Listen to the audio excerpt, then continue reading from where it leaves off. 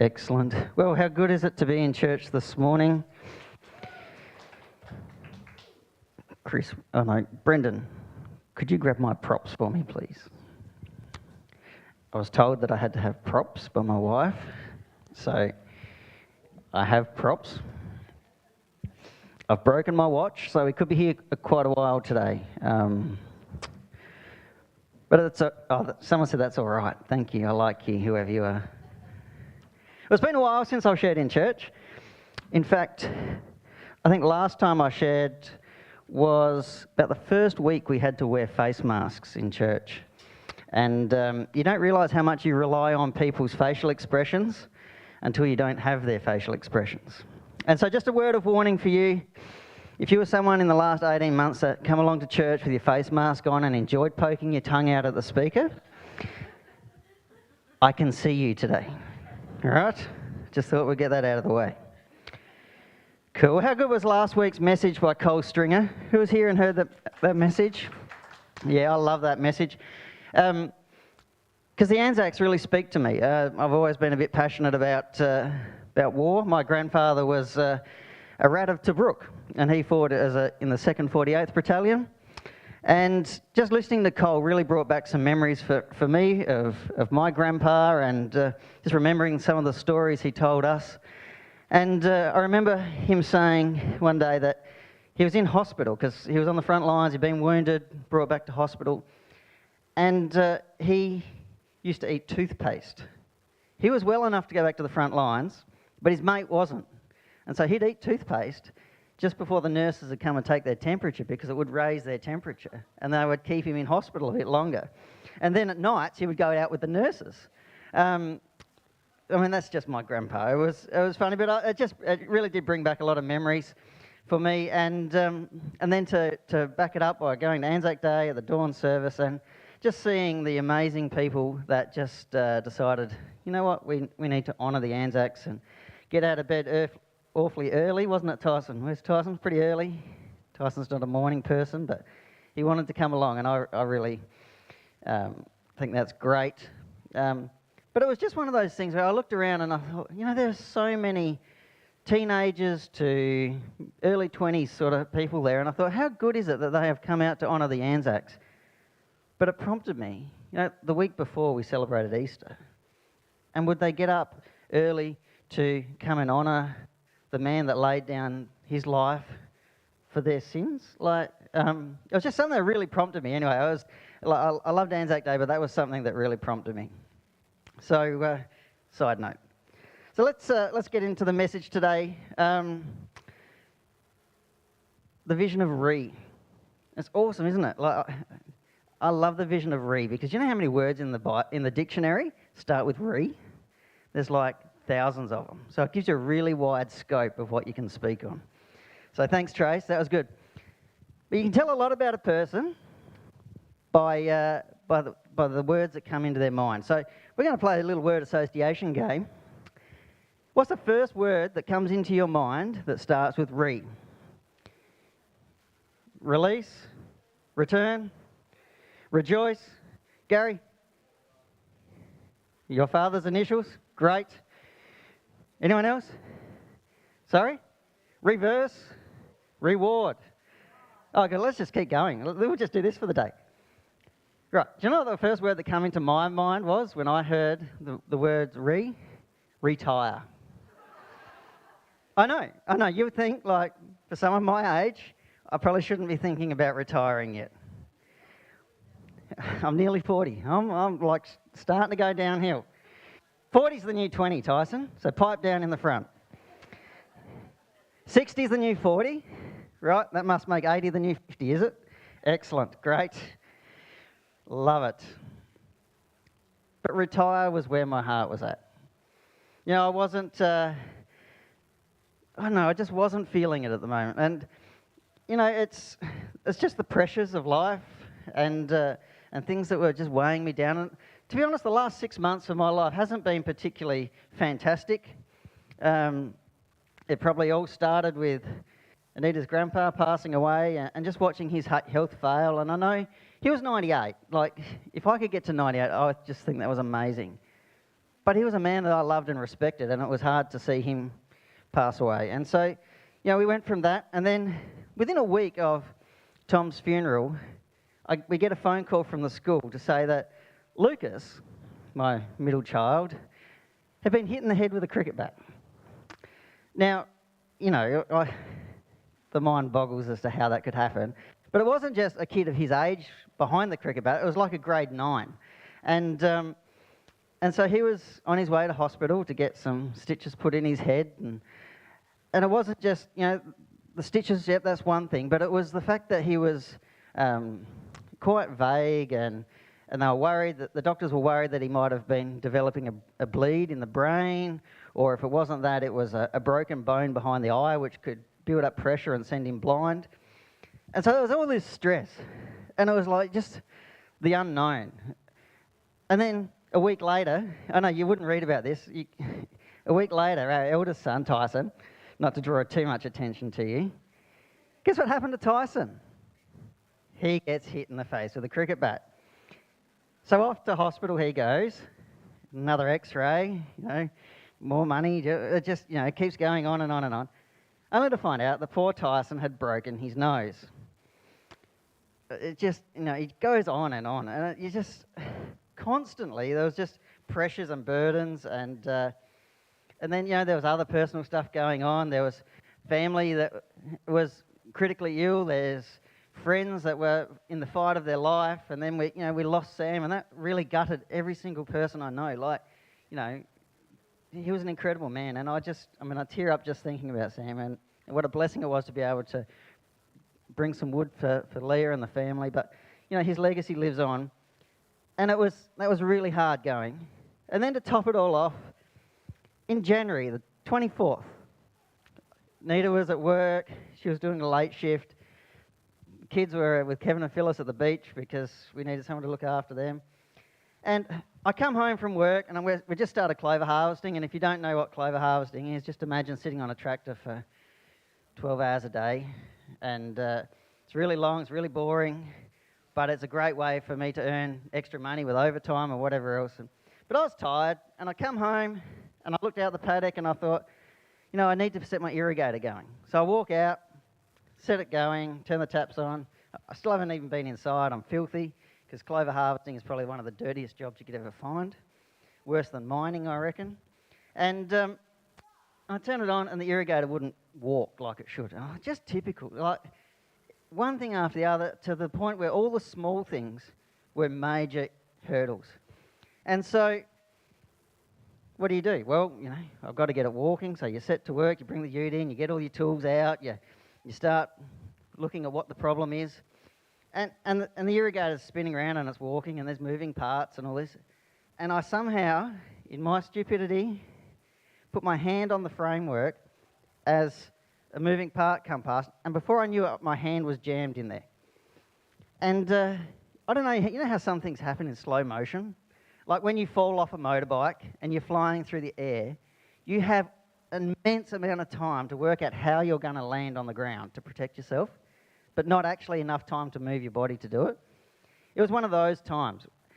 And so when I finally got my hand out, I looked at it and I knew, without a shadow of doubt, that this was one of those oopsies I couldn't fix with electrician's tape. So what do? Well, I'm by myself. I've got to deal with it. So, you go and turn the water off and put your tools away and shut the gate so the cattle don't get out. And I was filthy. I can't go to the hospital like this. So you go and have a shower, and, the whole time your hand's out here and you don't really want to look at it because you think if I don't look at it, it doesn't exist. And then I find that we don't have a doctor in Naracoorte tonight. So what do? Just drive yourself to Mount Gambier, don't you? So at, 7:30 at night, I'm ringing people to say, oh, yeah, so, boss, sorry, I'm not going to be at work tomorrow. Oh, why not? Well, I'm kind of on the way to Mount Gambier to get myself put back together. And it was just one of those things, just another thing that was gone wrong. So I wasn't feeling particularly thrilled, particularly fired up, particularly on fire for God. It was just one thing after another. And it was one of those things where, you think the new year starts off and suddenly everything changes. It doesn't. We start the year the same as we finished the last year. It's not like a computer game where we go from 3% health to 100% health on the next level. It wasn't like that at all. So, cut a long story short, 7 hours in hospital, 17 stitches and 7 injections. And they let me out of hospital at, I think it was about 2:30 in the morning. So it was a lot of fun. But I don't really tell you all this just for a woe is me and looking for sympathy. I tell you this just so you get an understanding of where I was at. You know, I was running on empty. I was like this water container here. Here's my props. And I'd go along to youth and church, and I'd turn the tap on, and we'd get a drip. And you'd shake it around a bit, and we might get a little bit more. But there was nothing else coming back in. And so I was just at the point where I really needed to take a look at my life and work out what I was going to do, because I needed to refire. Whilst I was thinking I wanted to retire, what God was really saying was refire. I just wasn't listening properly. So, you know, I think Nutrigrain had the slogan when I was growing up that you only get out what you put in. That's so true. We can't give out any more than what we're taking in. You know, Isaiah 43:16 says, "See, I'm doing a new thing. Now it springs up. Do you not perceive it? I am making a way in the wilderness and streams in the wasteland." See, God is bringing back our wastelands. He's bringing them back to life. But not in a way that we have seen before, but it's going to be in a new way. Because spiritual dryness, tiredness, and feeling empty isn't new to God. You know, the Bible's full of stories about people that have been dry, been brought back to life. You know, Matthew 11:28 says, "Come to you all who are weary, and I'd give you rest." Well, why would that passage even be there if there wasn't weary and people in need of rest? You know, I'm not too proud to admit it, but it's something that God has really been challenging me on is my walk with Him and my dryness. Because I'm the only one that can control that. I'm the only one that can change it. I'm the only one that can make a difference. You know, I need to fill myself more. And so this morning I've got 5 points about refiring that I just want to quickly run through. So let's pray. Heavenly Father, I just pray that as I speak this morning, Lord God, these words would go deep within each person. That they would bring about a fruit that would continue on and bear more fruit, Lord God. Father, I pray that each one of us would walk away feeling more refreshed and refired this morning. In your most powerful name, Jesus. Amen. So, number 1, and they all start with re. This is what I like about the Vision Re. I can find words that all fit together. Reset. Now, I spent 16 years of my life growing apples. And so I'm pretty good at understanding what it takes to grow good quality fruit. And so let's just close our eyes and imagine this picture for a moment. You have a pink lady apple tree, because I know everyone likes pink ladies, right? You have a pink lady apple tree, and it's perfectly pruned. Obviously, I'd been there and done it for you. Sorry. It's free of disease. It is laden with fruit. There is the most amazing fruit sitting there. And it's March and the weather's hot. And suddenly the sprinkler that waters this tree is blocked and the ground dries out. What happens? What happens, Tyson? The tree goes oof. Yep, pretty good answer. No, very quickly the tree finds itself in a state of stress. And do you know what happens first? The fruit is the first thing to be affected by the lack of water. The fruit will shed, then the leaves will turn yellow and they'll start to drop off if it's not addressed.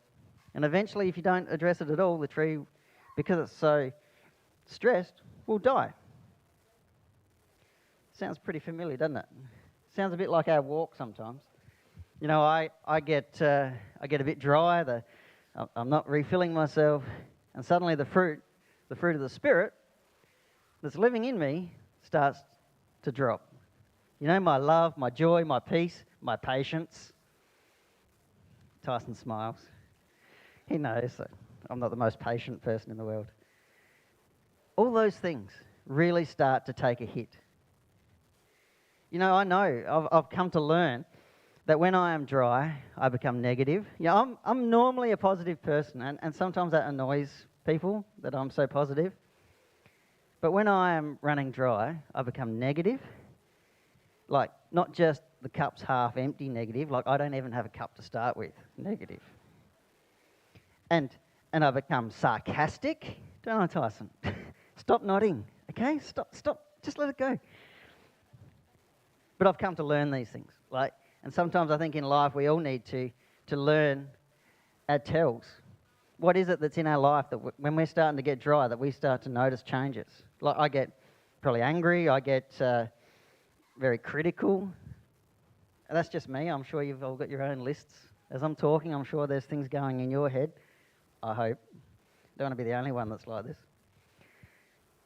But Philippians, and you've got to make a conscious decision. Like, you can either continue down that path, or you've got to get to a point where you say, actually, there's something not right here, and what's going on isn't sustainable, so I need to make a change. And it's actually a conscious decision. You know, Philippians 4:8 says, brothers and sisters, whatever is true, whatever is noble, whatever is right, whatever is pure, whatever is lovely, whatever is admirable, if anything is excellent or praiseworthy, think about such things. Not think about your hurt or how disappointed you feel or the frustration you feel. Think about the good things. You know, when I hurt my hand, I could have been, oh no, you know, I'm missing out on all this overtime, and I feel terrible because I'm letting work down, and you know, I could go on about all the negative things, or I could actually stop and start to think about the positive things. Like, you know, every single person at work rang me at some stage through the 6 weeks I was off work just to see how I was going. You know, I felt encouraged by that. It wasn't like, Peter, hurry up and get back to work. It was like, hey mate, how you going? Yep, it's all good. Take as long as you need. Your hand's got to be right.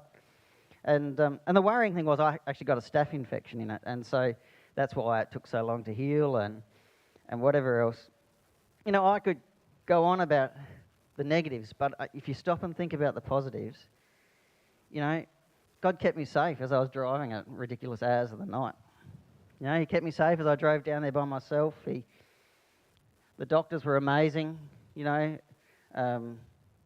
Yeah, sure, I might have had to wait. Like, I had an overwhelming peace when this happened, an overwhelming patience, and I know that's a miracle for me, because I am sitting in hospital watching the clock tick backwards thinking, I just want to go home. And yet, at the same time, I'm thinking, you know, these doctors gave up their night, probably with their family, to come in and actually just stitch my hand back together, and you know, I am the cause of this. It's not like someone else did it to me. I've only got myself to blame, and yet they were just great. So, you know, you've got to think about the positives.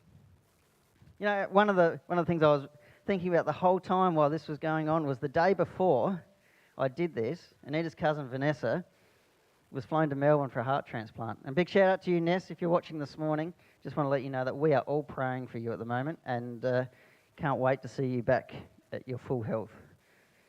But, you know, the whole time I was thinking about this, it's like, you know, this is nothing compared to what poor Ness has got to go through. So I got this. You know, a conscious decision to change the way we think can make a big change. Cool. Number 2, now that we've reset our mind, it's time to start refilling the tank. So what refills the tank? Come on, shout it out. Water. Come on. Yes, it does. Water, that is very true. Water fills the tank, and the water comes from rain, which runs off our roofs. That's not what I mean. What fills our spiritual tank? The Bible. Okay, so some people, not everyone, is good at reading the Bible, I confess. Having to do messages is really good for me because it forces me to read the Bible. I'm not always that good at it. I'm sure there's others that are like me. So reading the Bible, that's good. That fills us up a bit. What else? Okay, we're not going to take any more answers from the pastor. She's not putting her hand up. Anyone else? She also thinks it's winter. Phyllis? Prayer. Oh, what a great one. Prayer, that's good. Anything else? Rose? Worship. This is my way of being interactive, is make sure you guys aren't asleep. Okay, so what else? Shopping. We'll get to that later. Okay, can you stop? Look, you've read my notes, haven't you? Okay, anything else? Sorry? Fellowship. Great, good. Anything else? Podcast. Oh, what? This is awesome. You guys are so good. Tyson, he's got his hand up. Good boy. Music, worship music. Yep. That's excellent. Coming to church, all these things. A devotional. You guys are so good. I can sit down. Sleep. We'll get to that too.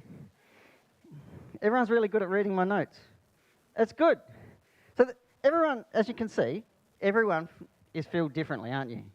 Some people love worship. Some people love to just steal away in a quiet spot and read a book, like Tracy. Some people like to just go away and pray, like a long walk on the beach. That's exercise. I don't like that so much.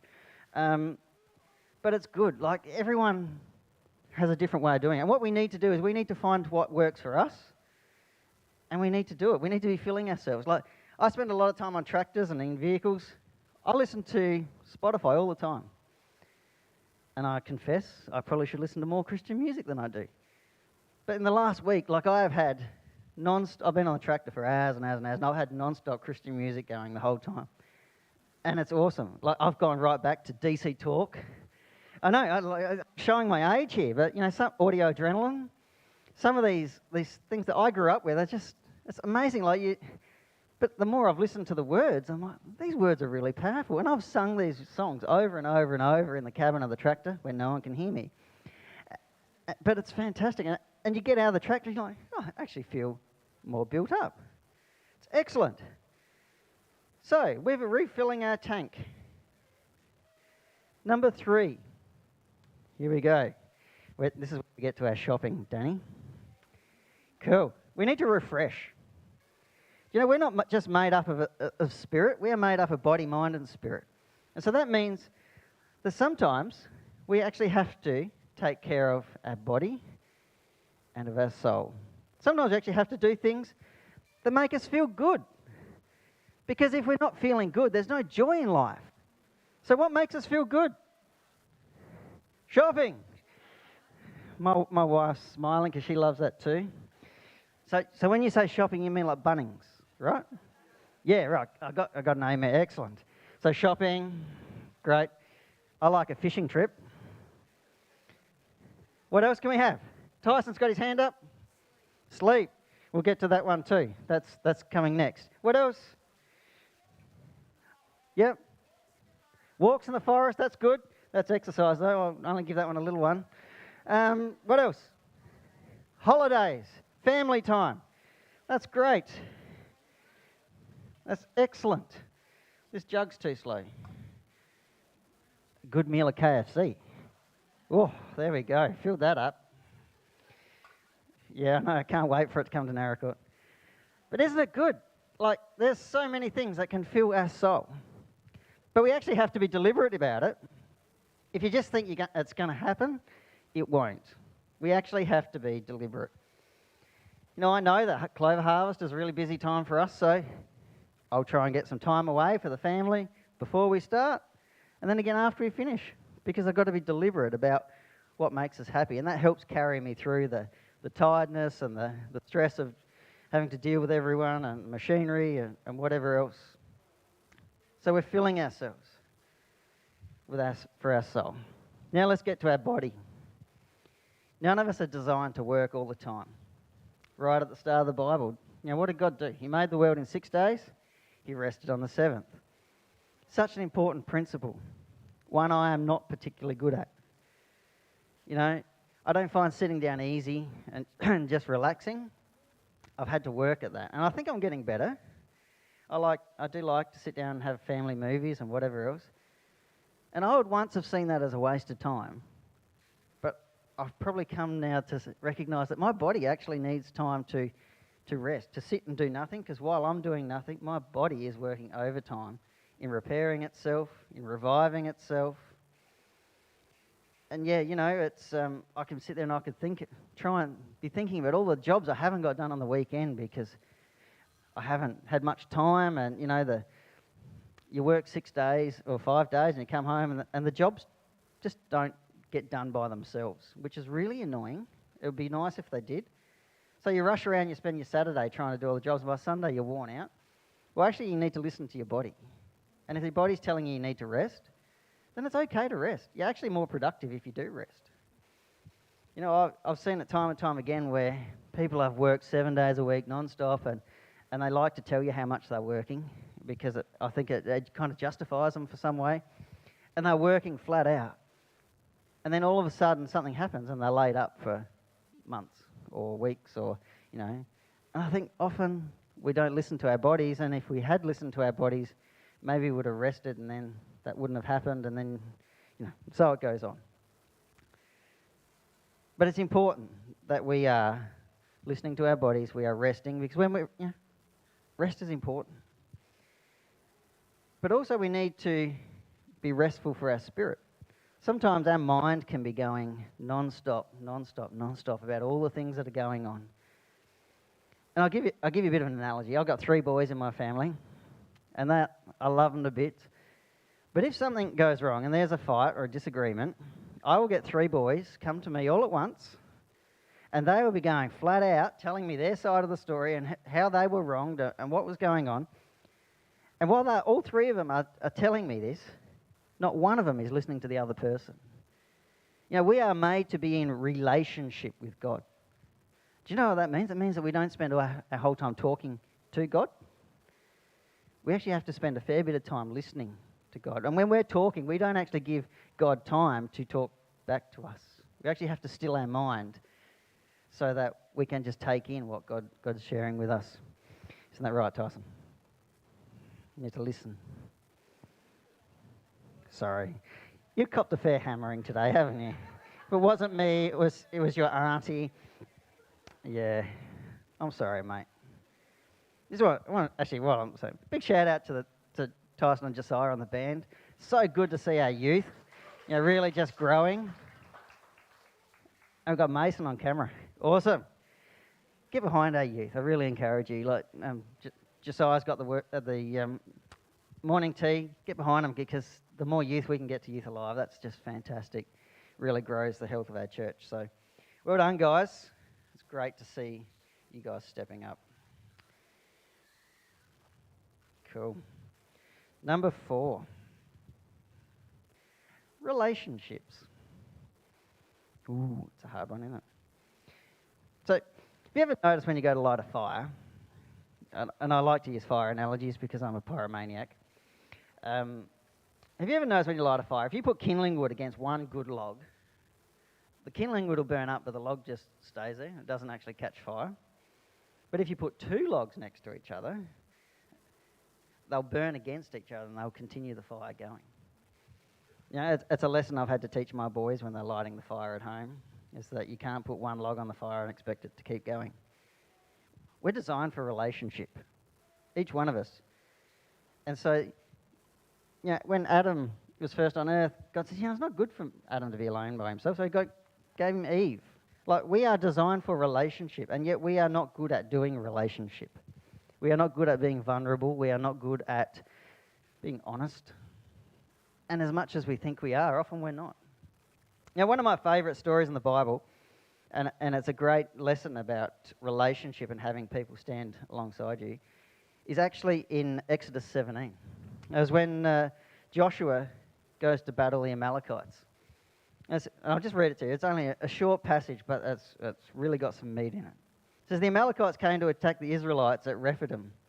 Moses said to Joshua, choose some of our men, then go out and fight against the Amalekites. Tomorrow I'll stand on top of the hill, and I'll stand there holding my walking stick that God gave me. So Joshua fought the Amalekites, just as Moses had ordered. Moses, Aaron and Hur went to the top of the hill. As long as Moses held up his hands, the Israelites were winning. But every time he lowered his hands, the Amalekites began to win.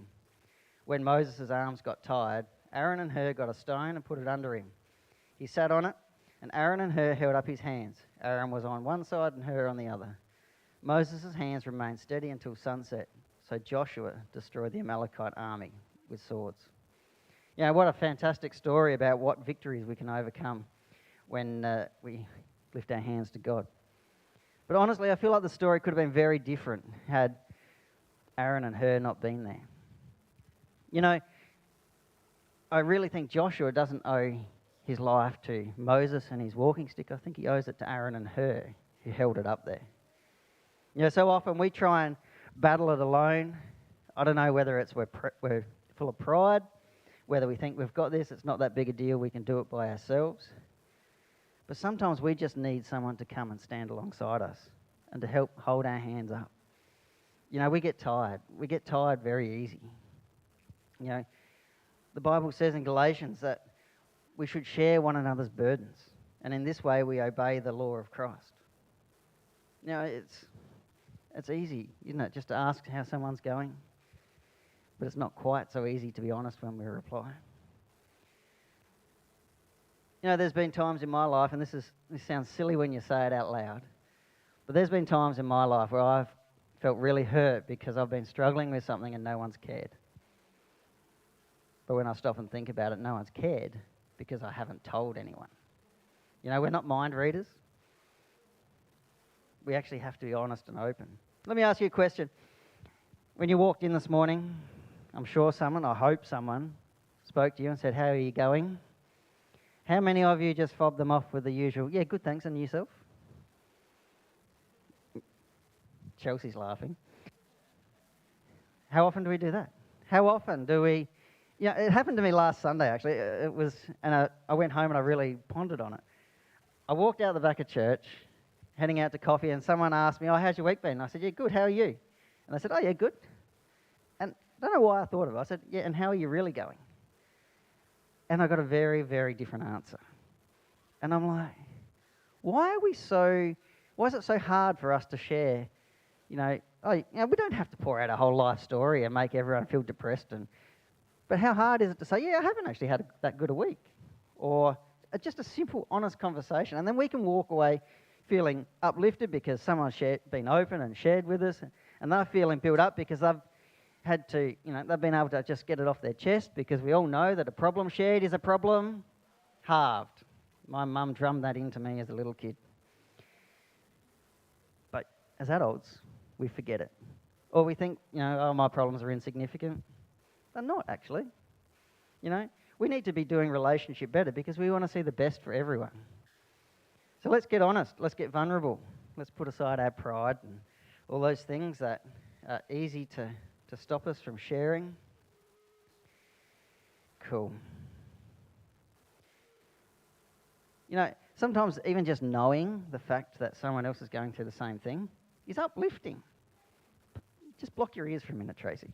We had a leadership retreat a few weeks ago, and I'll be brutally honest, I did not want to go. I said block your ears. I didn't want to go. It was where my heart was at. Like, I'm being honest with you today. I'm pouring my heart out. I'm not proud to stand up here and say, "No, everything's all good with me," because it hasn't been. Okay? So I went along to this leaders retreat, and it just took out my Sunday afternoon, and I had all these lists of jobs that I should have been doing while I should have been resting, and it just goes on. But I went to this leaders retreat, and one of the things Tracy got us to do was share about our disappointments of last year. And oh my goodness, did I feel good when I left. And I'm sorry, in all honesty, I'm sorry for those guys that come in and they shared, and I'm sorry you felt disappointed over the year. But it actually made me feel really good because I felt like I wasn't doing it alone. And I hope you actually walked away feeling encouraged because you could get it off your chest and we could all hug it out. It was a really special time.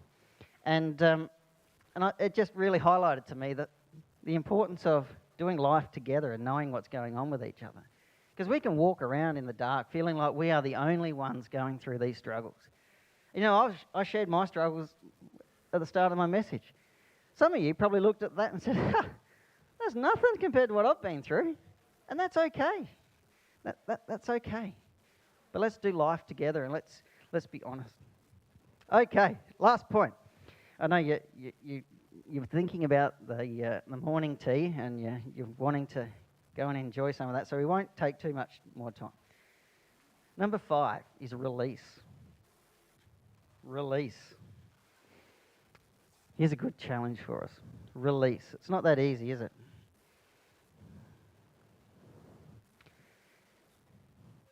How much does a jug of water weigh? Call out. 2 kilos. Any advances on 2 kilos? Yeah, I know. It's a bit conical in shape, so you've got to account for that. So that's probably about halfway, is probably actually about there. So, any guesses? It's a litre. How much does a litre weigh? Kilo? Do you know what? The weight of the water is insignificant. The important thing is how long I hold it for. So I can hold it for 2 minutes, maybe. It's actually quite heavy. I can hold it for 2 minutes and it's okay. 10 minutes, and my muscles start to burn. 20 minutes, I think I'd be looking to put it down. 2 hours would be excruciating. The water represents the burdens of our life. How long we hold on to them for can determine the effects that they have on us. We can have our hurts and we can have our burdens, and we can deal with them straight away, and we can move on, and we can allow it to shape us and do whatever it needs to do. But when we hang on to them, they become debilitating. Doesn't matter. It can be the smallest of hurts, but we hold on to it for long enough, it'll become debilitating. We need to let things go. It can be a process, but we need to let it go. And I don't know, something that's really been stirring in me lately is, in the last 3 years, I don't think I've ever seen hurt or division quite like I have seen before. Whether you are pro-mask wearing or not, whether you are pro-vax or not, it doesn't matter. We are all people. We form our opinions out of what we think is best for us. And that's okay. That's what's best for us. What's best for us might not be what's best for someone else, and that's okay. We're allowed to have difference of opinion. But let's not pick up the hurt that goes with that.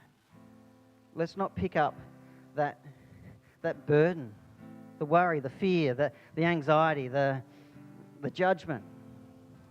Do you know what? We're all people. And what we want as people is we want the best for our friends and family. We want the best for those around us. We want the best for the church.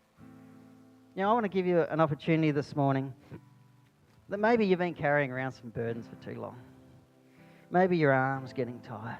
And it might be small and it might be insignificant in some respects, but it has been eating at you. I want to give you the opportunity this morning to just come and let that go. Or maybe you've been battling and you need someone to come along and just lift your hands with you. Maybe you need someone to stand with you and help you battle it. This morning I just want to open up the front, because I don't know, I just felt like there's people this morning that have been coming to church. You've been a bit like me. You've been coming, you go through the motions, you serve, you do everything, and yet still inside you, your tank's been empty. And so this morning I just want a chance to be able to just pray with you.